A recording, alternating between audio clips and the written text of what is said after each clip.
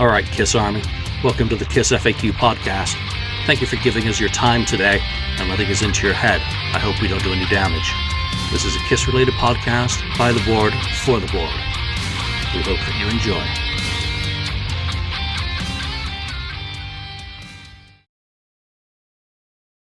Welcome to episode 265 of the KissFAQ Podcast. As if you hadn't had enough of me this week, we're back with a very special guest. And you know what? It's Nashville related. So I'd like to introduce Wade Lucas. Wade, how you doing? I'm doing good, Julian. Thanks a lot for having me on. And amusingly, or not amusingly, you were in Nashville at the same time as those of us who were attending the Rockin' Pod. However, you were attending another event, one that people don't believe actually took place. You know, I kind of snuck you an instant message there saying, hey, I think I'm going to go to this thing. Do you think it's going to happen? And you were like, I hope so. But, you know, like all the rest of us, we didn't know. And we got to be honest. I mean, track record being what it was, you just didn't know. But I had an in with a friend of mine, and well, I think I could say his name, Danny. Danny says, you know, this is great, but you know what? Wade needs to go to this. He shot me a message and said, they're doing this. Do you want to do it? I said, do you think it's going to happen? He said, yeah, it's going to happen, man. It's going to happen. So I talked to the missus and we, checked out the finances. We're like, well, we have never been to Nashville before. What a heck of a time to do it now. Yep, when it's 96 degrees and 90% humidity, you picked the perfect time to visit the Music City because I know we were just talking a moment ago. Every August, I've gone there for the past 3 years. And coming from San Francisco, where we usually have the fog in around this time of year, and, you know, I left and it was 64 degrees last Thursday when I flew out. And then I, like you just mentioned, got off the plane and went out, and you're like, yeah, it's like Southeast Asia. It was just crazy. But so I was really reluctant. I really was, because I had heard people that got burned, and I kind of questioned why some of them felt burned. I mean, if you didn't take care of your finances better, you know, on these appearances, then, you know, it just stunk. But he was the last one that I've yet to meet of the living members, and it was a holy grail. I had to do it. It was a pilgrimage, and so the wife and I went and did it. And that's an important thing to mention, because that's the same for me in Atlanta last year.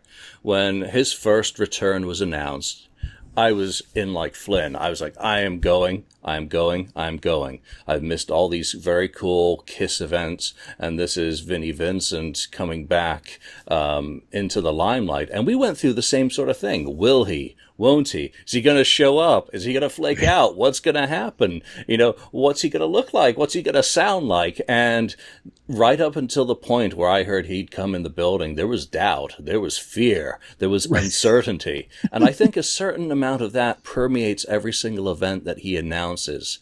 And some over the past, 18 months since the original January 2018, Atlanta Expo haven't gone as planned. There was obviously Memphis, which was supposed to be his return to the performing stage, announced. And it, started off as a songs and stories acoustic thing. I booked in a minute. I was like, That's what I want from Vinnie. That's just down, perfect. Memphis, Elvis, Vinnie, I couldn't beat that. And then it grew in scale and got canceled and got rescheduled for Nashville in February, which for me happened to be right at the same time I was going to go see Kiss at the LA Forum. So I was out. And then that got canceled and rescheduled and became what I think August or June for another Nashville one. So it just seemed like these things weren't going to happen. So, with the Facebook groups, I kind of just left, and we got booted out of one and rejoined and got booted. And so things seem to be up and down, up and down, up and down. So for this birthday thing, I wasn't finding out any news firsthand. How did you find out about the birthday bash? And can you give me kind of a timeline of when you decided that you were going to be making the trip out there? I think it must have been around, I'd have to check my messages. I want to say maybe May or June, where my friend Danny was the one that he heard through one of the Vinnie Vincent forums that this was going to go down. And we jumped on it, after a little bit of contemplation and his encouragement saying it's going to happen. And I just was like, well, we got to give it a shot, because how many more times are we going to have this chance? And we looked at it from the standpoint of, my wife and I had never been to Nashville, and I knew that Rock and Pod was going on at the same time. I said, worst case scenario, we go to Nashville for the first time together, and we go and check out Rock and Pod and check out our buddy Julian, and see what he's doing, And it was one of those things where we were just going to make a weekend out of it. We flew down Friday. We came back Sunday. And we're like, damn the torpedoes. Let's just go at it and see what happens. And we got the hotel and stuff. And then it was probably late June, early July, where all the floods of the hatred and the doubters saying, oh, it's canceled. It's canceled. It's canceled. Oh, yeah. He canceled. And I would contact our contact in this thing. I'm like, is this really canceled? What's going on? He's like, nope, it's still going on. And those assurances happened all throughout, all up until the time right before we actually went to the event, because that even kind of plays into some more interesting thing where we were told one time to meet in the hotel, 4:00. And there's a group, and I think I counted this a couple times, Julian, because I knew that this question was going to come up. I want to say it was 24 people total. Okay. Now, the interesting thing is some of the posts that I'm seeing, they're like, well, only 3 or 4 people are saying stuff. Well, not everybody is the social media, crazies that the rest of us are. There are a lot of those people that just aren't on social media as much as we are. And so there was about 24 of us. It's 4:00, and we're all ready to go. And this is where the first kind of shoe dropped for me, because then we got a text from the guy saying, hey, look, it's been delayed till 7. And I'm like, that was my first thing of thinking, you know what, this just isn't going to happen. And I talked to the wife. I said, you know what? And I said to everybody, I said, I'm going to go and hang in the room. If this happens, I'll see you guys. If not, it's been great meeting you. And at this point, I was really ready to think that this was done. But 6:20 happened. And at 6:20, the address came, and I'm like, holy shit, this is happening. And I grabbed the missus and I grabbed my stuff and I go down the lobby, and there's other people. We're all getting in our cars, because what I was told was he wanted to play some music. And now when you say play some music, in my mind, I thought, well, there was talk about him playing some unreleased stuff, and he probably wanted to turn it up. And so, okay, so we're going somewhere else. And so we turn around and head up to Nashville, and we ended up at SIR Studios. That's amazing. I mean, just in its own, you're going to, a real rehearsal studio in Music City for that. I mean, did you ever have like those doubts? I was a doubter. When I was hearing about this birthday party, it got to the point in the FAQ where I was deleting just about every single Vinnie thread, because someone would post a rumor that had come from one of the groups. And even while it was accurate, it would immediately turn into a shitstorm of negativity. I just got tired of dealing with it, because I was in the mind that we don't know what's happening. It's not exactly your normal way of doing business, what is essentially a secret or very selective, let's say very selective because it's not secret, Facebook group, that's trying to keep things private, shall we say. So, 4 p.m., you're having a kind of come to Jesus moment of, oh my God, or did you just have another Jack and Coke?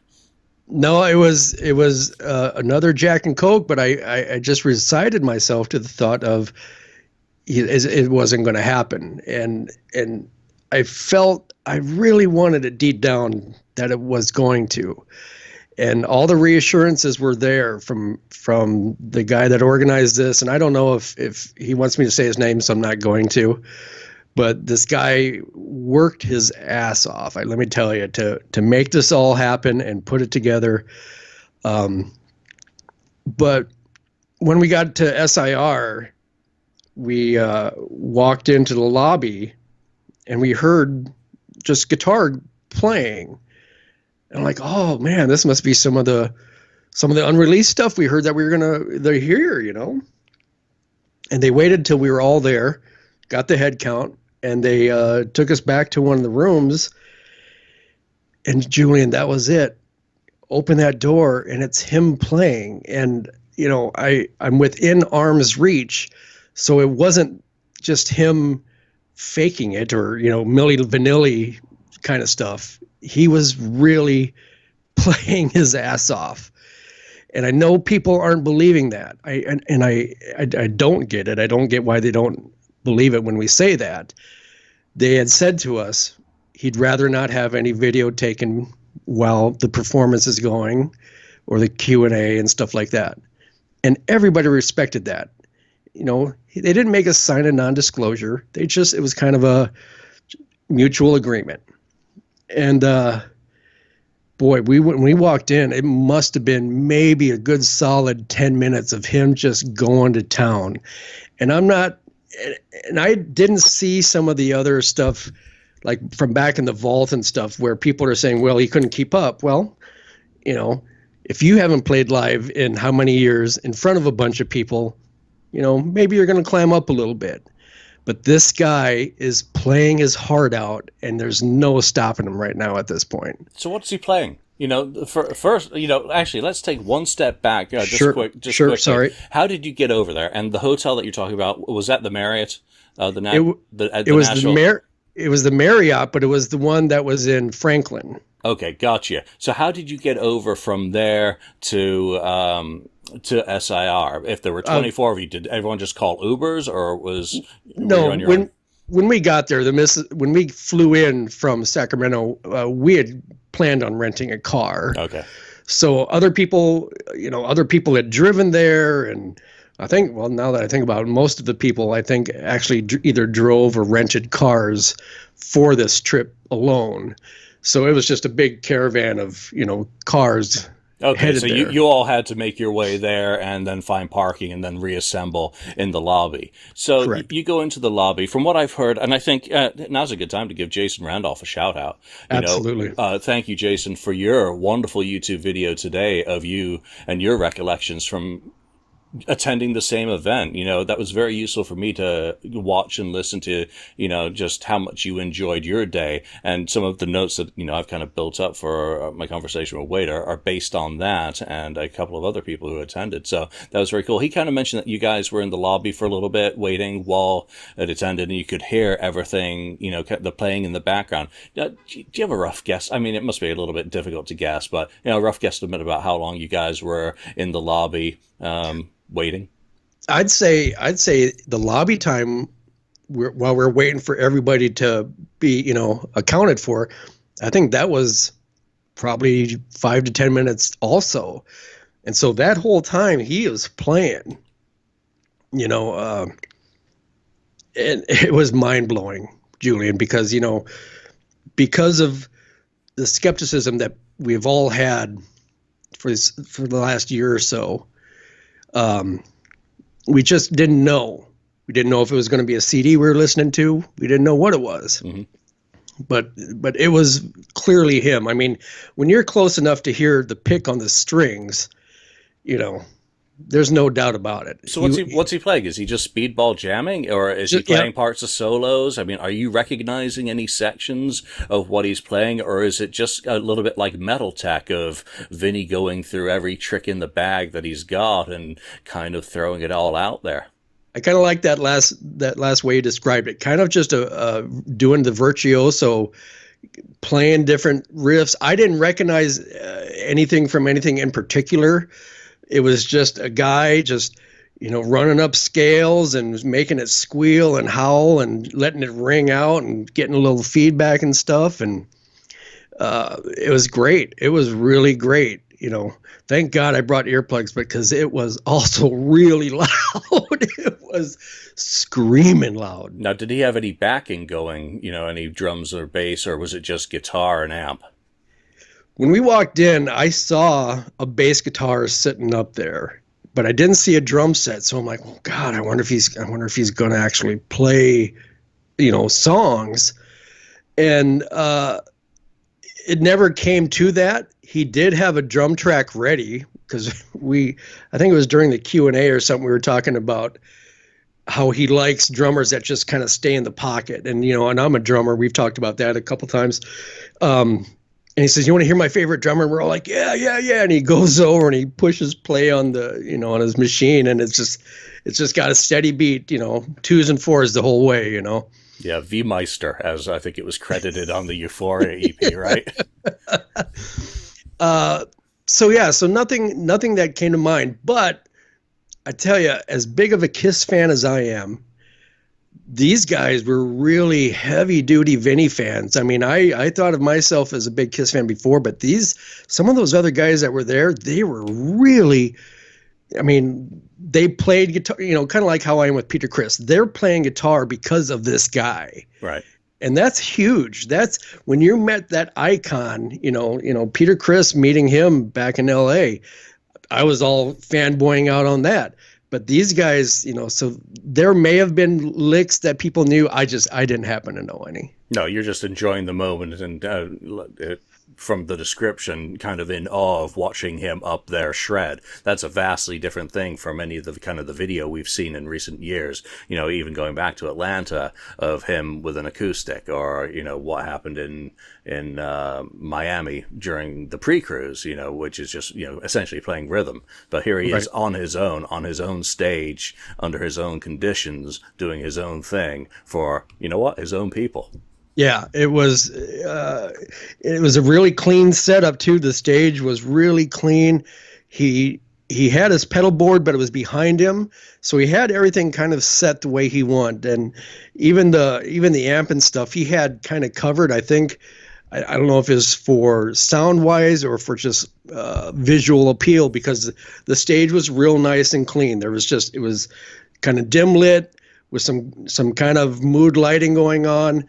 And nice and clean. So now, did he say anything to you guys when you come in and he's playing? Does he stop, or does he just keep going? And when he first speaks to you, what does he say? As the 24 of us or so are walking in, he's still playing and he's smiling bigger than hell. And I think once we all got in, he played for maybe a couple minutes more, and he stopped. He says, "Hey, everybody, how you guys doing?" And we're all, screaming, and people are bowing and just, hollering. It was great. He's like, "Well, I hope you guys have a good time tonight. I'm, really been waiting for this and stuff like that. Do you want me to play some more?" And everybody, ah! And sure enough, he goes and he plays about for another 5 or 10 minutes for a guitarist. Playing a solo like that, that's huge. And I kept on thinking, he's going to slow down. He's going to, nope. He just as fast as ever.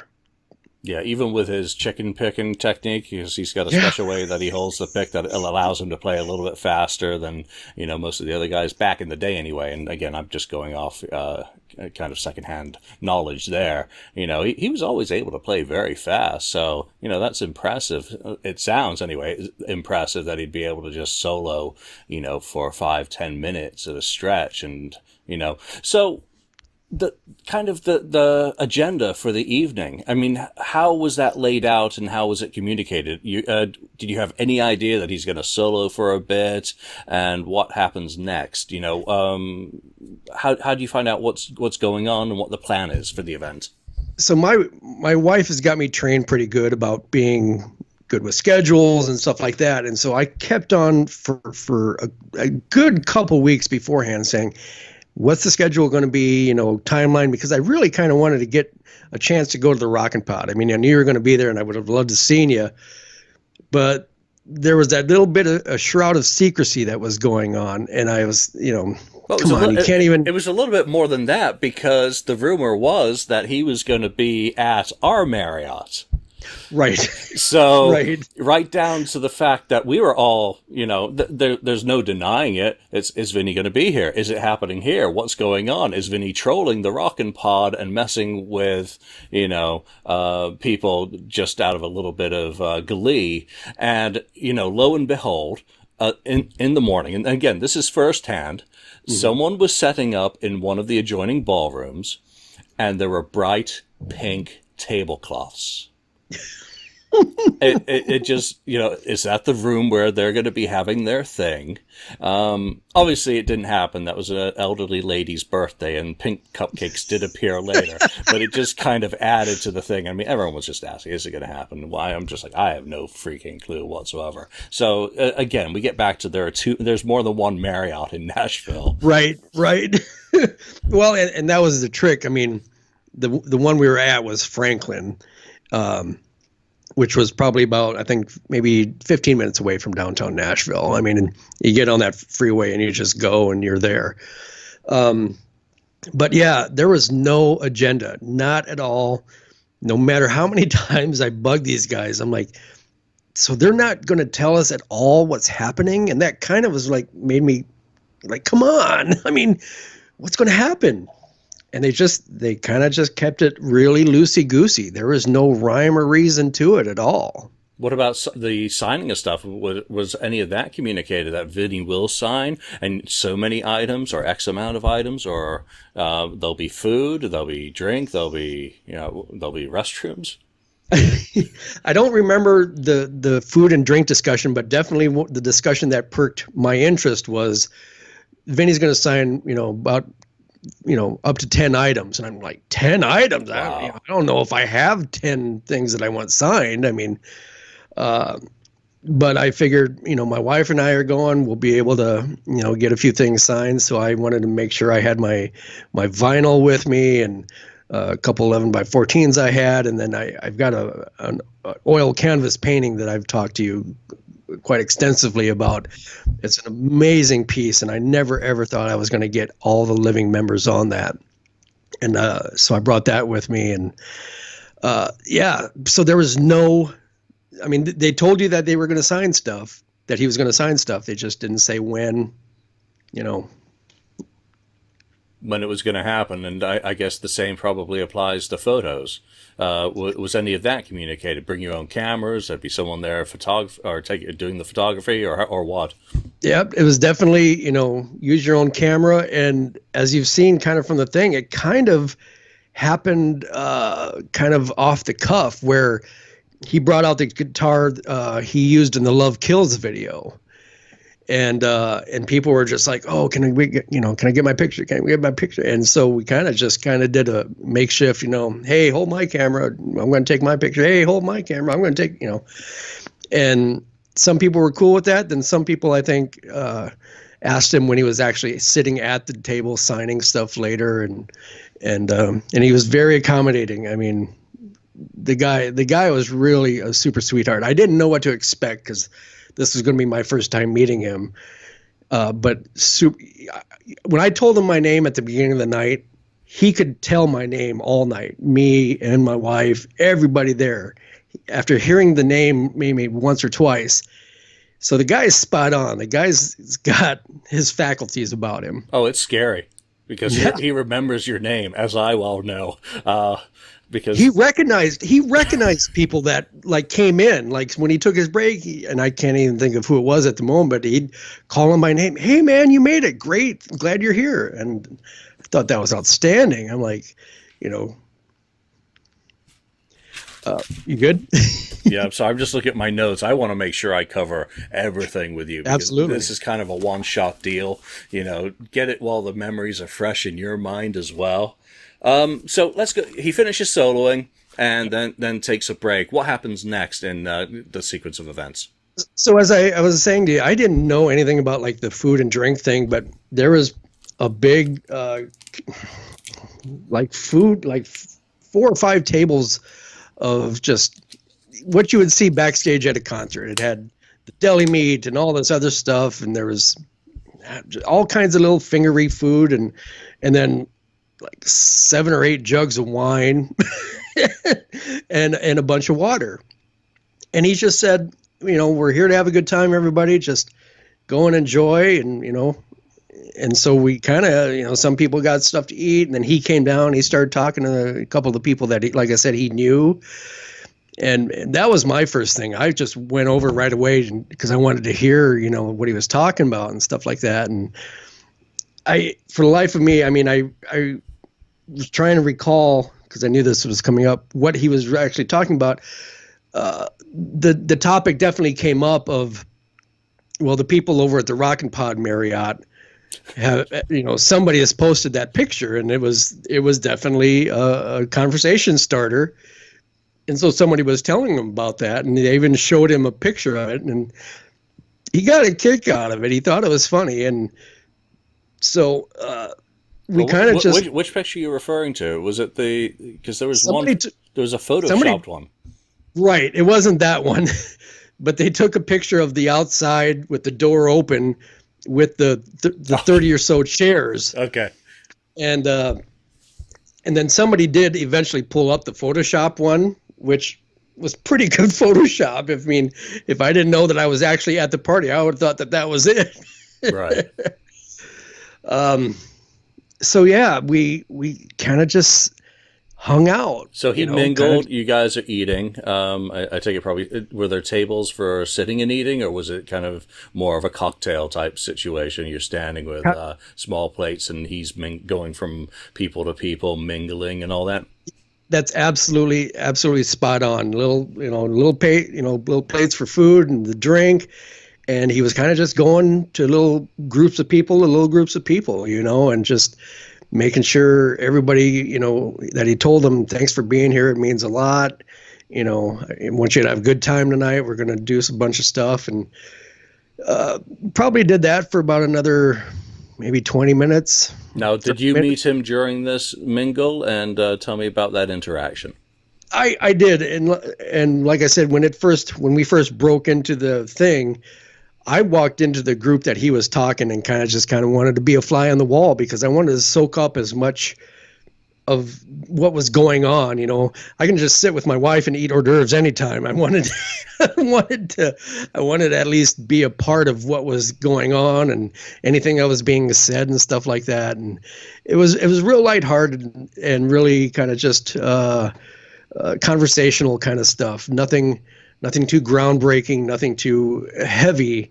And that went on for probably about a half hour, 45 minutes. And then it was about that time that he had talked about, hey, you guys want to ask some questions and stuff. And we're like, yeah.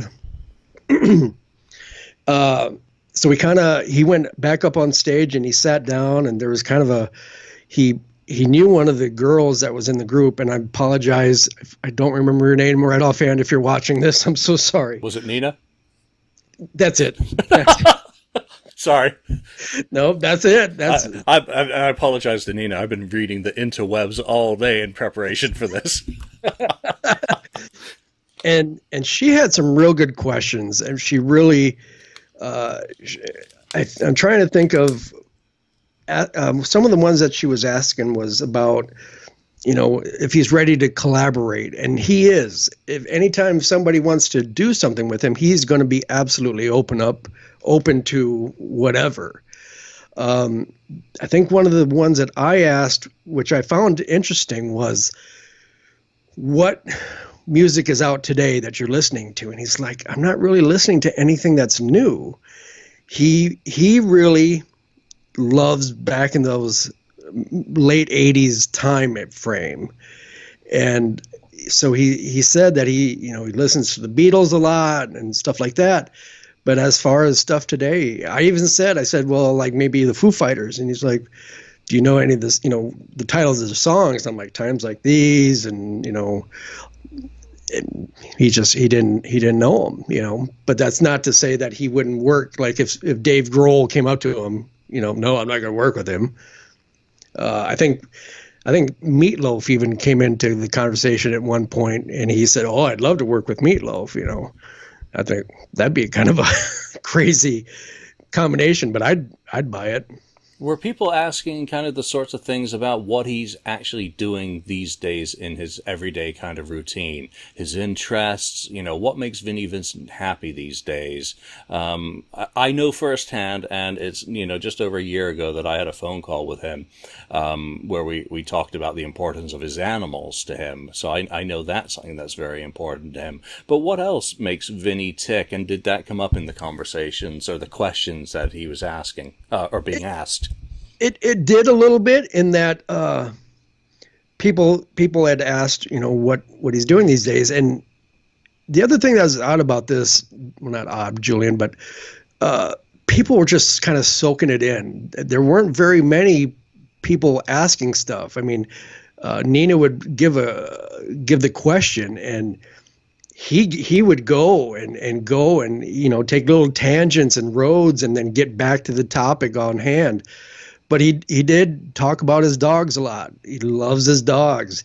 He said that he's been playing, 5-6 hours a day, and it obviously showed, because he's back. He's definitely back.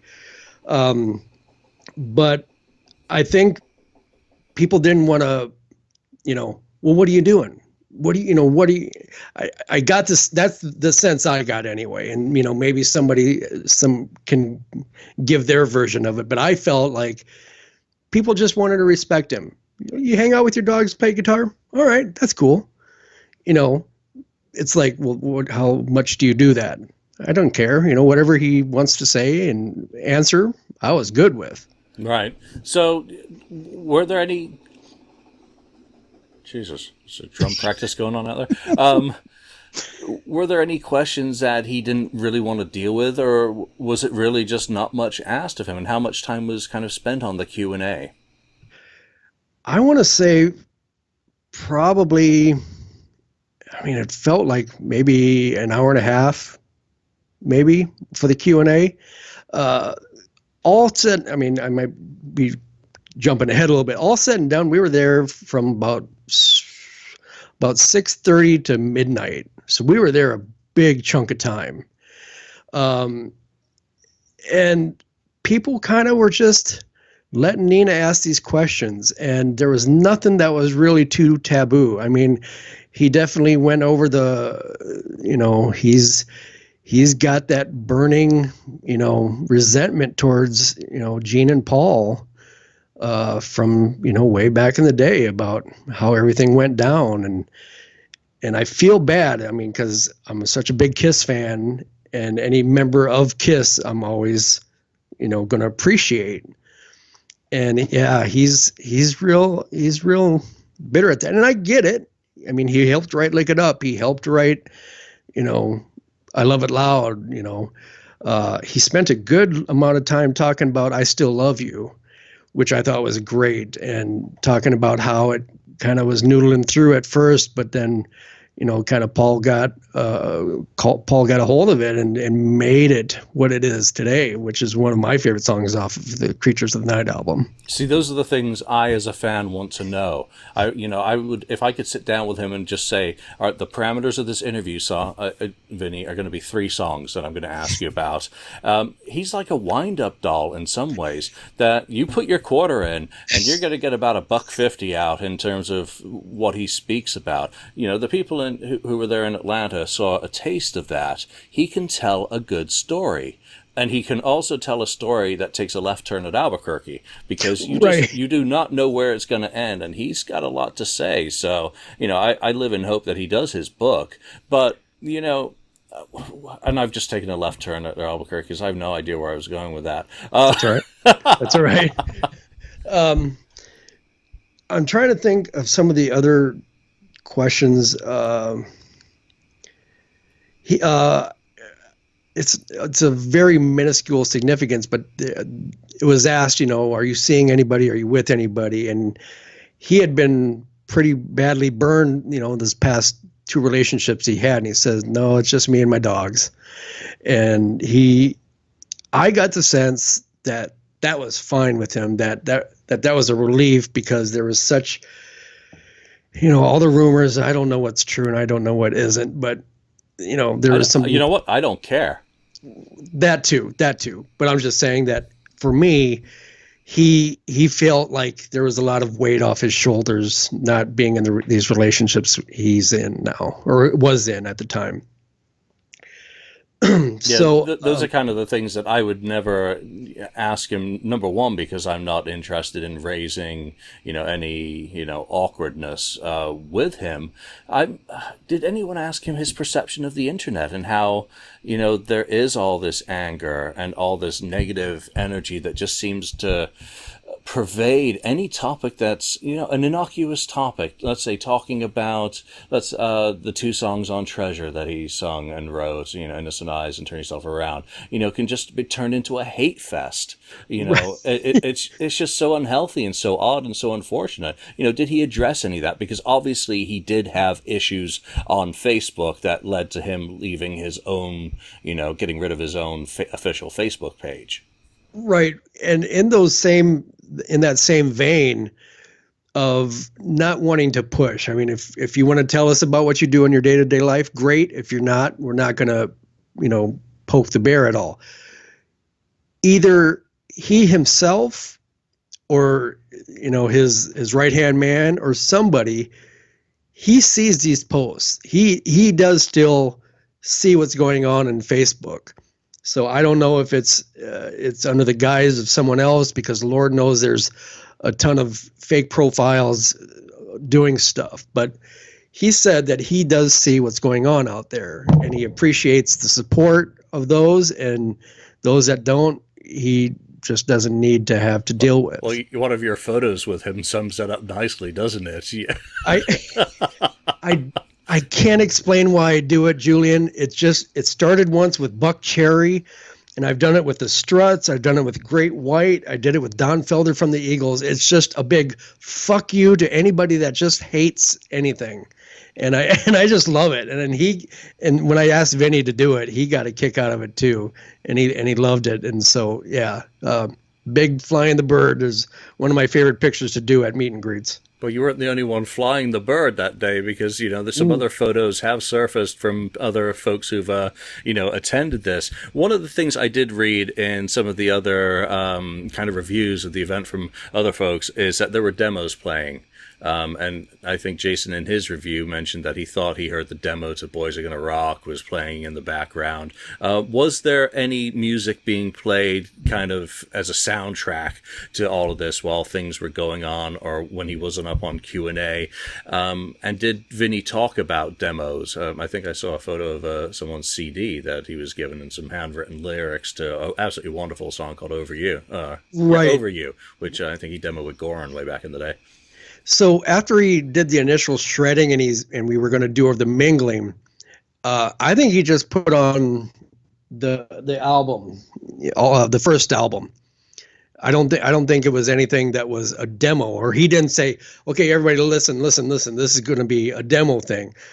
I think he was just playing the album, and there had been talk about him playing some unreleased stuff, but even after this, 5-hour stretch, we didn't have time to even do that, because then after the Q&A and stuff, we were looking at the guitar from Love Kills, and then people were getting their pictures taken, and it was getting to be late. And so, his man was saying, hey, we need to start doing signings, because they're going to kick us out of here at midnight. And then, he's like, oh man, we need more time, because I got, stuff I wanted to play for you.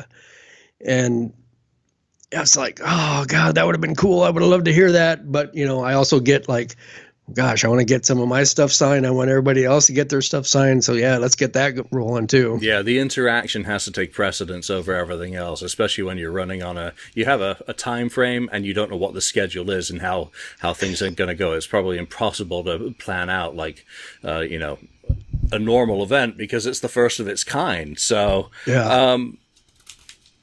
You get into the signing part of things, and how did that kind of work? Did everyone just line up or take turns, sit down, and keep hanging with each other, and then go up? We did the lineup thing, it was kind of loosey goosey. Some people kind of sat down and kind of wanted to take a break. Other people, some people went and got some food and got some wine. There was some red and white wine there, and that was pretty good.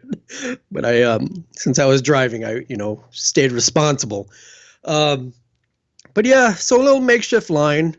We were 2 or 3 people back. Like I said, it was me and the missus, and my friend Danny last minute couldn't make it, so we got a couple of his things because he didn't ask for a refund. He went ahead and said, you know what, go ahead and keep the money, put it towards whatever you got to pay for, the studio and stuff like that. And I thought that was real cool. And we said, yeah, well, send me your stuff and I'll get it signed for you. And he got a real masterpiece done because at one of his the vault thing, his thing was the inside signature sheet from History, and I can't remember the original 4, but the Vinnie Vincent was the last one he needed, and it's an amazing piece. That is. I had that exact thing with me in Indy and got Bruce and Tommy for that. So that thing's been through the village, and I'm bummed to hear that Danny couldn't make it because I know he'd wanted to go see Vinny in Vegas in was it June or July when that was scheduled at the same time as I think the live Nashville thing. So that's a real bummer for Danny, but I'm glad he's got his awesome autograph sheet completed. That's really cool. I'm glad you're able to take care of that for him. It's definitely one of the holy grail for his pieces, and he's got a ton. His memorabilia room goes even further than Kiss. I mean, because he's a horror fan too, and they featured him in a magazine, a horror magazine, even because his collection of stuff is so intensive. And better than that, he and his family are some of the coolest people that you could ever be blessed to meet. It is Absolutely. As simple as that. Awesome family, awesome people. So around the SIR studio, you've mentioned some of the things. Vinny brought a little bit of a museum with him, didn't he? He had guitars. I think there were at least 2 Vs, the Carvin and the Jackson, the Lick It Up blouse, I think the Lick It Up belt. The red leather pants. The red leather pants, I can't remember where those were at, but then the Rio de Janeiro pants he had as well as he was selling, and I didn't hear what the amount was. He had 1 pick left from the Rio de Janeiro show, and that was up to buy, and I didn't want to know because I would have bought it probably. Now, to rub salt in the wounds of some people, I believe he was also selling some proofs of the archives box as well. He had just the art boxes. He didn't have. I think he had 1 CD of archive music, and that did get bought. Cool. That did get bought, and it's funny because Vinny asked him if he was going to keep it sealed or, how he wanted him to sign. He's like, no, open it. I listen to my stuff. And I thought that was real cool. And he's been posting saying this stuff is really good. I think, was it Only You, did you say? Was that Over track? You. Over You was probably on. I think you mentioned Gypsy was also on there, the demo. And I'm not sure what else. So there was a whole bunch of museum stuff. You get your stuff signed, and how does the end of the evening go, and how does it all come about that you guys get booted out of there, that it comes to an end? Because I didn't want to leave. I mean, I wanted to soak in all the time. I kind of just, after I had my stuff, I hung back and I put it all away and stuff like that. And we kind of just hung there a little bit. And then the wife, being who she is, her and a few other people started like cleaning up the place. I'm like, what the heck are you doing? And that's just because she's the nice person. These are great people. Everybody kind of pitched in to kind of help. And I think it was about midnight, and there was maybe about 5-6 people left in line, and people at SIR are like, okay, anybody's not doing anything, it's got to go. So immediately I'm like pretending I'm doing stuff. I'm like, oh, I'm doing stuff here. All of a sudden cleaning up becomes interesting, right? Where's the dust and broom? I'm like looking at his pedal board and stuff. I'm like, oh no, I'm helping here. I'm good. Just trying to soak in all the time. And Vinnie made sure that everybody was taken care of. I mean, every last person that wanted something signed, he was there and he did it. And finally, I think it was about 20 after where they're like physically saying, okay, you guys got to go. You guys got to go. And we just kind of shook his hand and said, this has been an amazing thing. Thank you for sharing. And I said, we're going to talk about this and, you know, we're going to say what you want us to say. And he's like, tell him I'm back. And so he's back. So, and you're a real person, not a crisis actor. Well, I am an actor, but I'm not a crisis actor. there is that. You're not adding this to your resume. No, this won't be added. This was an amazing event where people said it wasn't going to happen, and it did, and I'm thankful. And one of the things that Vinnie did say during the Q&A that this is just popping up, he's going to be back. He is going to make some appearances. There's talk about Day of the Dead or Dawn of the Dead or something like that that's coming up in a few months that he's thinking about making an appearance at that. But he said that he is back, and that's all that I needed to hear. I said, I will spread that word, you know. Yeah, I'll be happiest when he gets himself an iTunes Connect account and starts releasing some music on iTunes. I'm sure that's got a whole can of worms attached to it legally with publishing and performance and whatnot. I'm just a collector of music, and that's what I care about the very most. I also know from my own interactions with Vinnie on 3 occasions that he's a very gregarious human being. In Miami, we held up the line horrendously, just chatting, both at the photos and the signings. And, you know, the same in Atlanta when I shook his hand and held it and thanked him for the music. He was just a very gracious person.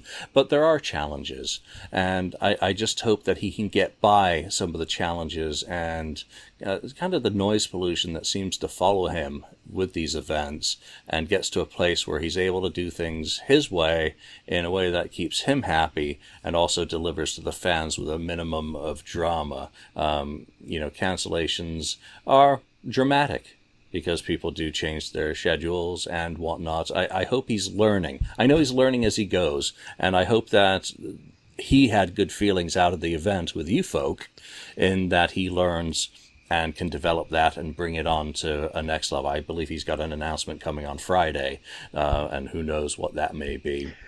I think now that he's got this guy that's kind of leading his charge, so to speak, I think we will see nothing but positive experiences from here on out. I think he was getting some bad advice from people before, but I think now that the guy he's with right now, I think he's going to put him in a better direction. Yeah, I don't know if the advice was bad. I think it may have just not been the right advice for Vinnie Vincent.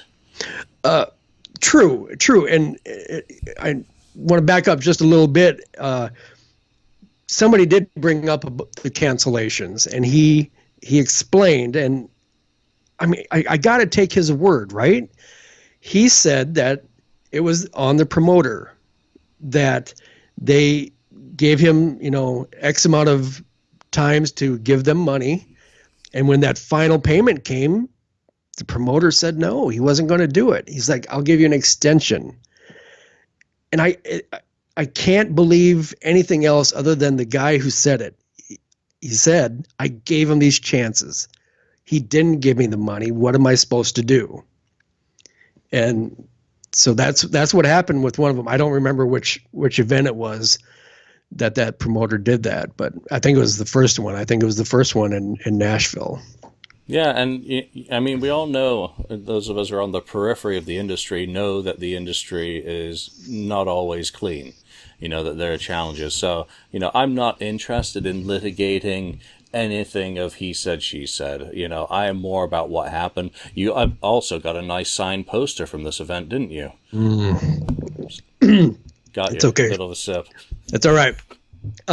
Yeah, they had the birthday posters there, and I had that done. And one of the ones right from I think the first time that he went out solo, beautiful decked out and stuff like that. I got a David Wilkinson one that I didn't get a chance to show you because I haven't taken a picture of it yet. Wilkinson is the one that's done those amazing modern takes on Kiss from the solo albums. And a great one of Vinnie. I bought I think it was a 20 by 24 of that one. And it's beautiful. It's a beautiful piece. Last thing is, I believe, didn't he have Ankhs for sale? He had, and that's, oh my God, that story in and of itself. So one of the guys there was a machinist of some sort, and they gave him the dimensions of the Ankh that he had worn so many times while in makeup. And he made, I think it's 100 of them. And yeah, they were numbered, and he signed authenticity cards and stuff like that. They ran a little bit higher than what I was kind of wanting to pay, but they're a beautiful piece. I mean, for true Vinnie fans, man, watch out for those. They are a beautiful, beautiful, gold color and everything. I'm not supposed to be collecting, but that grabbed my attention. I know. It totally that's why I wanted to ask you about it. I'm like, you wouldn't happen to have a spare on you, would you? Right. It's a nice piece. It really is. The guy really worked his butt off. There's another guy who had drawn some stuff, like doll mock-ups, and they're amazing. I mean, the talent that these guys have is just off the wall, Well, you know what? It sounds like an absolutely fantastic evening with a great bunch of people, and I'm sure a lot of people are very happy that it did work out for you all, because you all flew in or traveled to Nashville on little more than a wing and a prayer, because there were no guarantees. And I hope it's, again, I've said this before, I hope it's a step in the right direction for Vinnie. I wish him nothing but the best, but his serenity and happiness have to come first and foremost before doing anything. His health and his well-being are more important than a signature or a signing any day of the week, and that's what I care about the most. As much as I say I want music, I want demos, Vinnie, send me some tapes. Right. As much as I'm greedy and selfish in that, I much rather have Vinnie alive and happy. And he even said it. The Day of the Dead or Dawn of the Dead, whatever it is, he's like, I'm thinking about bringing my guitar with me. And we're all like mouths agape. We're like, yes, do that, Do it. But he's got to do it his way and not get bullied in or overreach. And that, again, was my criticism. It remains my criticism of Memphis and how it transformed from starting small with an acoustic and telling some stories and playing. But then again, he knows himself, and he's Vinnie Vincent. He doesn't need some schmuck like me who's got a podcast and sits behind a keyboard telling him what to do. So that was just my thought. I hope he does it his way, but thinks about how to do it the best way for himself. Yeah, I totally agree. I want to thank you for giving me the opportunity to kind of set things straight. And if there's any doubters out there still, I mean, I don't know what more that can be said. I mean, nothing can be said except in international sign language, as you well know, to give them the salute, because there's gonna be no persuading some people. I hope Vinnie can accept that, and his fans can accept that. There are some people who don't want to hear it. There are some people who no longer care. They've moved on. And there are some people who exist for no reason other than to, again, rub that salt in the wound any time they can. Now, if you can accept all of those and move on in your own way, that's the best way. You have to be able to shrug off the static in life. It's all around us in so many different ways. So, Julian Gill, rock and roll psychologist. I love it. Hopefully a little bit of common sense, but you never know. It's rock and roll and it's the interweb, so common sense does not prevail. Wade, thank you so much for taking the time to tell us about your event and your great day with Vinnie Vincent in Nashville. And as has been said, fuck the haters. Just live life. Thanks, Julian. Appreciate it. Thanks, Wade. Thank you for spending time listening to the KissFAQ podcast today. All sales are final. There are no refunds. If you'd like, look us up on Facebook or come over to the KissFAQ message board and discuss the topic we've broadcast today. Don't forget to rate us on iTunes, Spreaker, or wherever you've listened to the show. We hope you'll join us again.